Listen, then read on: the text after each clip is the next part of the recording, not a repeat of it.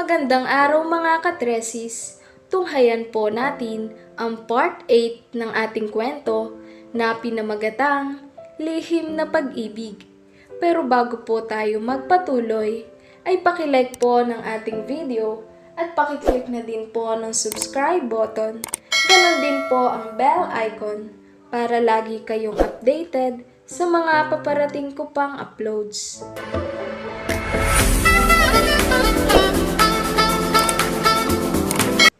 Ang ganda naman ng mga kuha mo, Clara. You really have an eye for beauty. Or at least, you know the right angle. Puri sa kanya ng kaibigan niya na isang sikat na fashion designer. Binisita siya nito sa kanyang studio. Originally, her studio had been a 2-story house. Iyong ibaba ay ipinakonvert niya para maging photo studio. At ginawa naman niyang bahay niya ang second floor. Thanks, Jazz. Kaibigan nga kita. At salamat nga pala dahil naihanap mo ako ng sponsor para sa exhibit ko. Well, hindi libre yon. Kailangan ko ng official photographer para sa mga collection ko at ikaw lang ang pwedeng kumuha nun.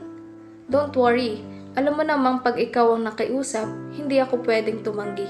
Sabi niya rito habang tinatapos niya ang pag-e-edit ng mga picture na kinuna niya sa kasal. Gusto niyang gawing black and white ang ibang photoshots niya. Sino ang lalaking yan sa picture? Tinitingnan nito ang kuha ni Alden. Kaklase ko noong high school. Talaga lang ha, hindi mo siya jowa o dating jowa. Natawa siya. Jowa ka riyan, classmate nga no. Pwede ba, huwag mo nga akong lokohin. Kitang-kita sa picture ang ebidensya. Anong pinagsasabi mo riyan?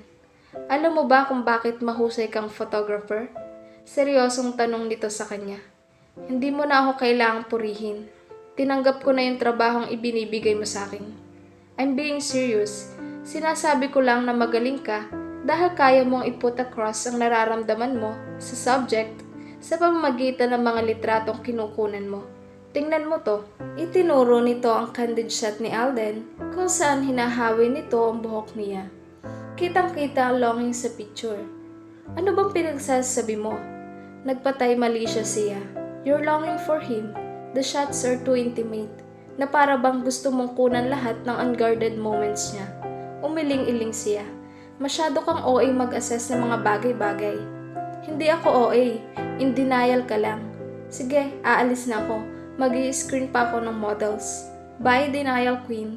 Paalam nito. Saka mabilis na lumabas ng studio niya. Pagkaalis nito ay tiningnan niya ang mga larawan ni Alden. Tama ba ang kaibigan niya na may nararamdaman pa rin siya para kay Alden? Bumuntong hininga siya habang nagpiprint ng mga larawan. Hindi pa siya tapos sa ginagawa niya nang tawagin siya ng assistant niyang si Tina. Ma'am, may tawag po kayo. Sino raw? Miss Sarah raw po. Okay, pupunta muna ako sa itaas. Ikaw muna ang tumao rito. Ibinigay niya kay Sarah ang landline niya para mas madali siyang makontak nito. Mayroon siyang extension sa itaas. Doon na lang niya sasagutin ang tawag nito dahil baka matagalan sila sa pag-uusap. Maxi, gulat na sambit ni Clara nang makita niya ito pagbaba niya sa studio niya. Nakaupo ito sa harap ng working table niya. Katatapos lang niya makipagkwentuhan kay Sarah sa telepono. Hello Clara, I hope you don't mind na pumunta ako rito. Of course not. May maipaglilingkod ba ako sa'yo? Alam niyang masyado siyang formal dito. Hindi naman niya mapilit ang sarili na maging friendly dito. Gusto ko sanang madagdagan ang portfolio ko ng mga photograph para maipadala sa mga agency. Ganun ba? Sige, matutulungan kita riyan. Ipapaset up ko lang sa assistant ko ang mga camera. Akmang tatalikuran na sana niya ito para puntahan ang assistant niya na busy sa pagpiprint ng mga ID photo na magsalita uli ito. Well, actually, nagbago na ang isip ko. Pwede ba tayo mag-usap tungkol kay Alden, sa boyfriend ko? Medyo kinabahan siya. What about him? Alam ko na may gusto ka sa kanya. She said it matter-of-factly. Nagulat siya kaya hindi siya nakapagsalita. Pwede niya iyong i-deny pero hindi niya magawa. Clara, mahalaga si Alden sa akin, pero mas importante ang pangarap ko. I know you've got connections. Give me the break that I need at ipauubaya ko siya sa'yo. Seryosong sabi nito. Nanlaki ang mga mata niya. What? Ano bang pinagsasabi mo? Nakita ko ang mga picture. Bigla siyang napatingin sa mga picture na pinirint niya kanina. Maganda. Tila nanunuyang sabi nito. But don't worry, hindi ako galit. Gaya ng sinabi ko, mas importante sa akin ang pangarap ko. Hindi siya makapaniwala sa mga pinagsasabi nito. And you're willing to give him up? Hindi ko alam kung ano ang naging relasyon niyo dati. Dahil wala naman siyang sinabi sa akin. But I had a hunch. I'll give you the chance na makasama siya kung tutulungan mo akong makapasok sa fashion show ni Jasmine Salvador. Ang tinutukoy nito ay ang kaibigan niyang si Jazz. Hindi lang sa Maynila maglalunch ng line ang kaibigan niya, kundi sa Singapore at Korea din. And what makes you think napapatol ako sa offer mo? Wala namang mawawala sa'yo. For me, Alden is a good fallback. May 2 weeks pa naman bago magsimula ang show. Pwede pang magbago ang isip mo. You still have my card, right? Call me kung interesado ka na. Tumayo ito at walang paalam na umalis. Wala sa sariling tiningnan niya ang glass door na pinaglabasan nito. Ano na naman yung balita na yan na kailangan talagang face-to-face ang usapan? Tanong ni Sarah. Pinuntahan ako ni Maxie. Sagot ni Clara. Dapat ay sa weekend pa sila magkikita nito pero hindi na siya makapaghintay kaya tinawagan niya ito at nakita sila sa isang restaurant. Bakit? Nagseselos ba siya sa'yo? Pinagbantaan ka ba niya? Nakilala na nito si Maxie sa reception. Tinawagan pa nga siya nito para i-chismis iyon sa kanya, kaya na-disappoint ito nang sabihin niyang nakilala na rin niya ang babae. Umiling siya. Baligtad ang nangyari. Ikinuwento niya rito ang naging pag-uusap nila ni Maxie. What? Wait, sigurado ka ba riyan? Hindi makapaniwalang tanong nito. Tanghaling tapat yon, gising na gising ako. Well, that's a good thing. Kumunot ang noo niya. Why is that even a good thing? Ano ka ba? Hindi mo ba naisip na hindi ka na mahihirapan? You won't feel guilty kung aakitin mo man si Alden dahil may go signal na ang girlfriend niya. Pero mali iyon. Tutol ang isip niya sa ideyang yun. All is fair in love and war. And besides, gugustuhin mo bang makatuluyan ni Alden ang ganong klaseng babae? You're just saving him from a bad relationship. Tama na ang pagiging mabait. Call Maxie at sabihin mo sa kanya na payag ka na sa plano niya. Payo nito. Saglit na nag-isip siya, saka bumuntong hininga. Fine. Kapag kuwan ay sabi niya. Nakangiting tumango si Sarah at nag-focus na sa pagkain. Tinawagan agad niya si Maxie. Baka magbago pa ang isip niya at mawalan siya ng lakas ng loob kapag nagpatumpik-tumpik pa siya. Voicemail lang ang sumagot kaya nag-iwan na lang siya ng message.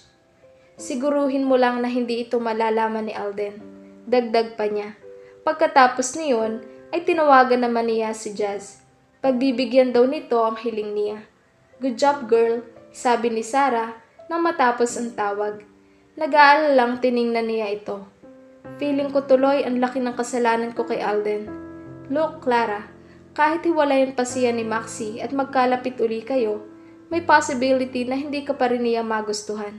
At least, dahil sa ginawa mo, mawawala na siya sa pangil ng ambisyosang yun. And you're doing him a favor. I guess tama ka. Sang-ayon niya rito. I know I'm right. Pero anong susunod nating gagawin? Ako nang bahala ron. May naisip na ako. Hindi ko gusto ang takbo ng isip mo. Huwag kang mag-alala.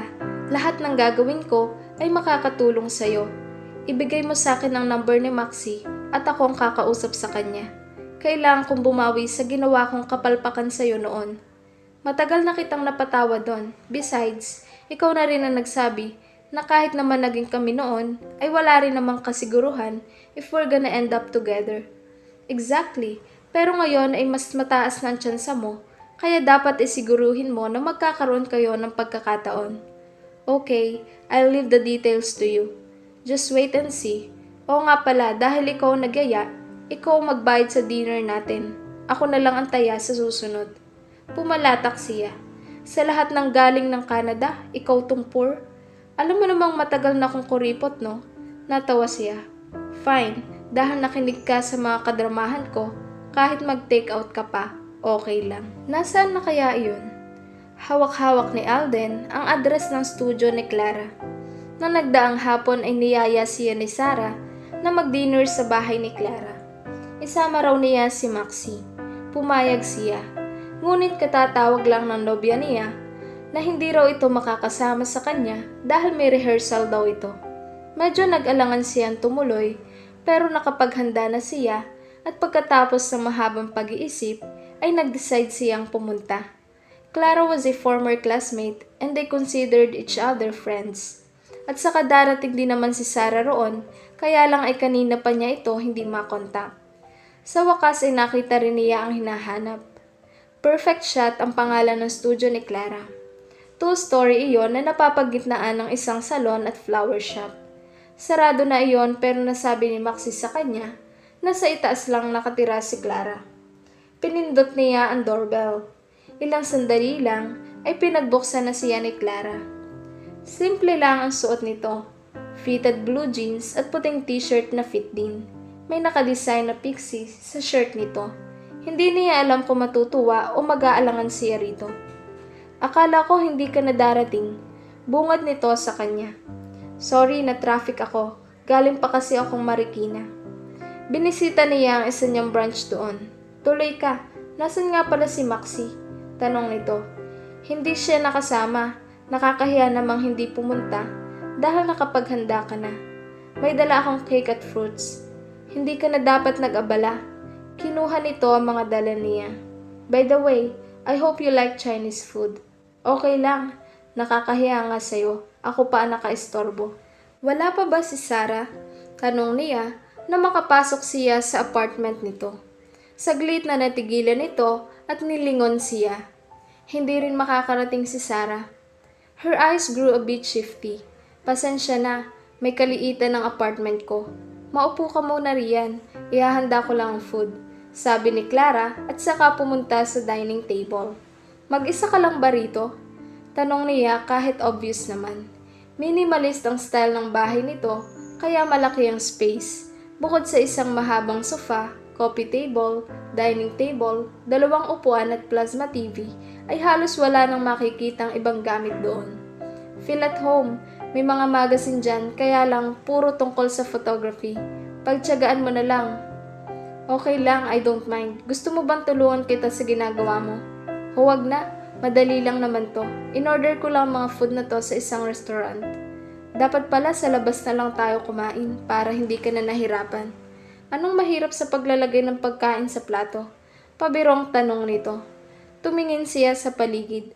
Ang ganda naman ng mga collection mo ng photographs. May 3 malalaking litrato na nakasabit sa dingding at ang mga iyon lang ang nagsilbing dekorasyon sa buong bahay. Mga paborito ko yan.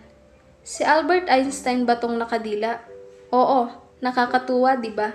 Kaya nga siya tinaguri ang The Wacky Genius. He was asked to smile at the camera, but instead, he stuck out his tongue. Itong picture sa kanan, alam ko to. Aniya, sabay hawak sa iconic photo kung saan hinahalikan ng isang Navy soldier ang isang nurse. Panahon to kung saan na-announce na sumuko na ang mga Hapon at opisyal nang tapos na ang World War II. Tama ba ako? Nakangiting tumango ito. Wow, mahusay na ang memory mo ngayon ha. Baka magaling ang tutor ko sa akin dati. Pabirong sabi niya. Pero alam mo ba na hindi naman talaga magkasintahan ang dalawang yan? Sabi nito. They didn't even know each other. Sobrang saya lang ng sundalo dahil tapos na ang gera. He was so happy that he kissed women randomly. In fact, he even kissed an elderly woman. Baka nga kahit kapwa niya lalaki. Pagkikwento nito. So, sinadyang kunan ng picture yung oras na nakahanap yung sundalo ng isang magandang nurse na hahalikan? Tama, hindi naman kasi lahat na nakikita ay kinukunan ng picture. Napako ang atensyon niya sa isang larawan. It was an interesting photo dahil 2 ang subject. Ang painter at ang pinipinta nito. Nakahubad ang babaeng modelo pero may hawak itong puting kumot na tumatakip sa masiselang bahagi ng katawan nito. Diretso itong nakatingin sa nagpipinta rito. Mukhang masyado kayatang fixated sa picture na yan, komento ni Clara. Hindi niya namalayang nasa likuran na pala niya ito. Ikaw ba ang kumuha nito? Wala to sa coffee table book mo. You're familiar with my work? Recently lang. Maxi told me na nakapag-release ka na ng isang coffee table book, kaya bumili ako. Ang totoo ay kinailangan pa niya magtawag para lang makahanap ng kopya ng coffee table book. Wala pa raw 5,000 ang released copy niyon. He ended up buying it online sa mas mataas na halaga. Wala akong alam sa photography, pero maganda talaga ang mga kuha mo. Thanks, sa isang art class ko nakunan ang photograph na yan. Nagkataon lang na napadaan ako, kaya kinunan ko. There's something about it. Nakatitig lang siya sa modelo. Ano, may relasyon ba sila? Hindi niya mapigilang tanong dito. Ano sa tingin mo? Nakangiting tanong din ito sa kanya. Sinagot mo rin ang tanong ko. Bahagya itong tumawa. Well, ang totoo, gusto ko lang isipin na may relasyon sila.